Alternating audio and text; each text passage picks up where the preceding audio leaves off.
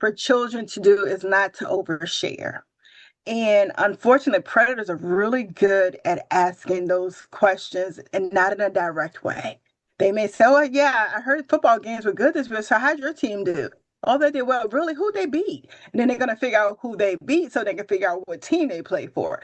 So predators like to manipulate children. And so they don't understand it. They don't see it. So the first thing to teach our children is not to overshare.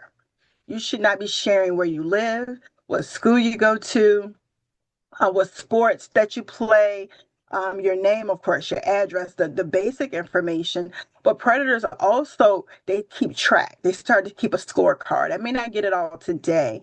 I may see your school colors in your school shirt, got one. I have a picture, got another one. And they start to build up a profile of your child. And it is very scary. And I know it sounds scary, but that's what they do. And they're patient. Predators sit back and wait, and they'll wait and wait until they get enough information to now do whatever they intended to do from the beginning. So the first is not to overshare. The second thing is not to have conversations with people that are not your friends. Gaming systems is a pool of children and predators. And of course, they use different avatars and they talk like children, they sound like children, they're my friend. But it's important for parents to manage that. How? One is making sure that your child is only playing the game with people that you permit. So you can have rules in place that will block them, security settings that will block them from friending someone else.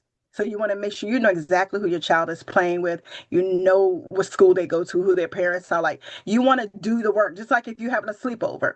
You're gonna know what does their mama do for a living? What does their dad do for a living? Where do they live at? What school do they go to? What do parents work?